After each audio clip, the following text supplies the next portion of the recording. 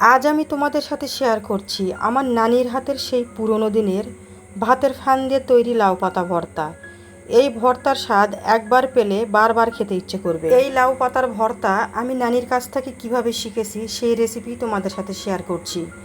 তাই কেউ কোথাও যাবে না, একটা লাইক দিয়ে পুরো ভিডিওটি জুড়েই থাকবে। আসসালামু আলাইকুম এভরিওয়ান, আমি স্বর্ণার টুকিটাকি চ্যানেলে সবাইকে স্বাগতম। আমি প্রথমে 20 থেকে 25টি কচি কচি লাউ পাতা নিয়েছি। লাউ পাতার ভিতরে যে আঁশগুলো থাকে এগুলো উঠিয়ে নিতে হবে। আমি এক এক করে সবগুলো লাউ পাতা থেকে আঁশ উঠিয়ে নিব।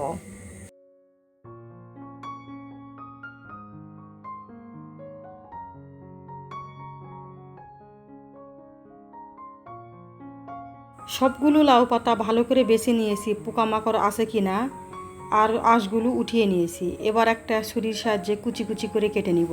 সেই সময় নানি দাদিরা ছুরি দিয়ে পাতাগুলো কাটতে পারতো না, তাই তারা বটি দিয়ে কেটে নিত।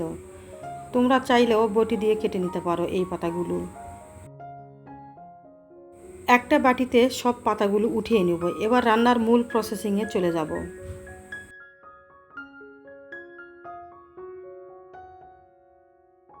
আমি কড়াইয়ে পরিমাণ মতো পানি দিয়ে দিলাম। 1 চা চামচের মতো চাউলের গুঁড়ি দিয়ে ভালো করে মিশিয়ে নিব। এগুলো আমি জাল করে ভাতের ফেনার মতো করে তৈরি করে নিব।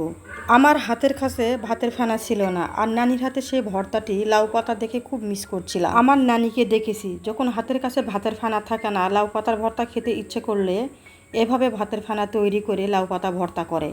তাই আমিও লাউ পাতা দেখে এই সুযোগটি আর মিস করলাম না। হাতের কাছে ভাতের ফেনা নাই তো কী হয়েছে, তাই বলে কি নানির হাতে সেই ভর্তার অমৃত স্বাদ মিস করব? এবারে এখানে কেটে রাখা লাউ পাতাগুলো দিয়ে দেব 2 থেকে 3 পিস রসুনের কোয়া, আর দিয়ে দেব 1টি পেঁয়াজ কুচি। কতটুকু ভর্তা তৈরি করবে ভর্তা অনুসারে কাঁচামরিচ দিয়ে দিতে হবে।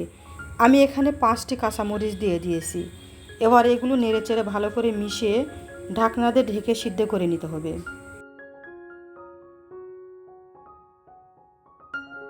এবারে নেড়েচেড়ে ভেজে নিতে হবে যতক্ষণ না পানিগুলো শুকিয়ে না আসছে। কাছে বা দূরে, দেশ বা দেশের বাইরে, যে যেখান থেকে আজকের এই ভিডিওটি দেখছো, প্লিজ একটা লাইক দিয়ে দিবে। রেসিপি ভালো লাগলে বেশি বেশি ফ্রেন্ডস অ্যান্ড ফ্যামিলিদের মাঝে শেয়ার করে দিয়ে তাদেরকেও দেখার সুযোগ করে দিবে। তোমাদের একটা লাইক আমার কাছে অনেক মূল্যবান, কারণ একটা লাইক একটা শেয়ারের কাজ করে, আর আমার এই ছোট্ট চ্যানেলটি এগিয়ে নিয়ে যেতে সাহায্য করবে। আমি লাউ পাতা থেকে সমস্ত পানি শুকিয়ে নিয়েছি। এবার এগুলো উঠিয়ে ঠান্ডা করে নিব।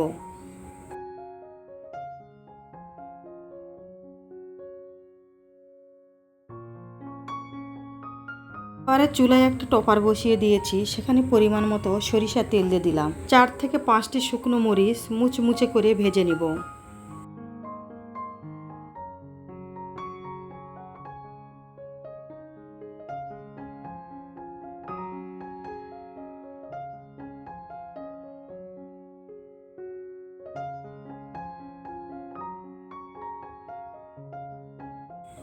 শুকনা মরিচগুলো যখন ভেজে নেওয়া হয়ে যাবে, মরিচগুলো উঠিয়ে নেওয়ার পরে এখানে আমি 2টো পেঁয়াজ কুচি করে রেখেছিলাম, সেই পেঁয়াজ কুচি দিয়ে হালকা করে ভেজে নিব, যাতে পেঁয়াজগুলো একটু নরম হয়ে আসে। পেঁয়াজগুলো একটু নরম হয়ে আসলে এগুলো আমি উঠিয়ে নেব।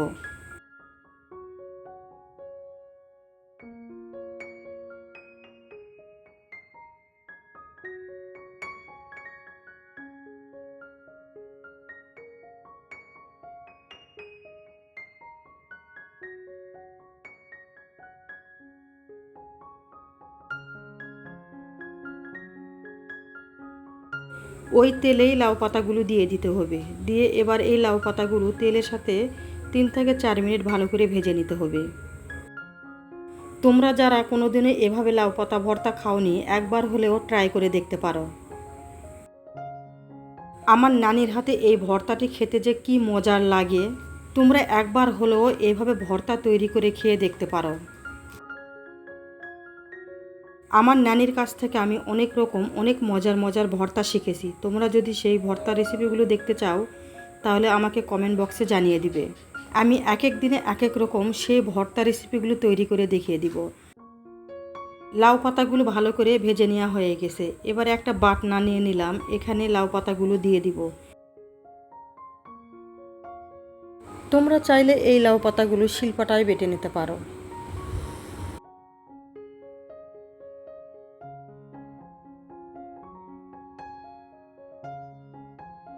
লাউ পাতাগুলো ভালো করে বেটে নিব।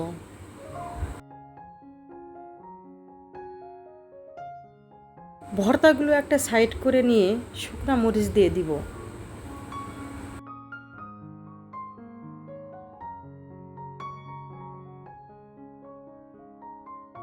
শুকনা মরিচগুলো বেটে নিতে হবে। এরপরে ভেজে রাখা পেঁয়াজ কুচিগুলো দিয়ে দিব। এই ভর্তাটির বিশেষত্ব হলো ভাতের ফানাতে তৈরি করার কারণে এর স্বাদ দ্বিগুণ বেড়ে যায়। এমনি নর্মাল লাউ পাতা ভর্তার তুলনায় এই ভর্তাটি নরম, মোলায়েম এবং বেশি সুস্বাদু হয়। এবারে এখানে ধনিয়া পাতা কুচি দিয়ে দিলাম। এই ধনিয়া পাতা কুচিগুলো লাউ পাতার সাথে বেটে নেব।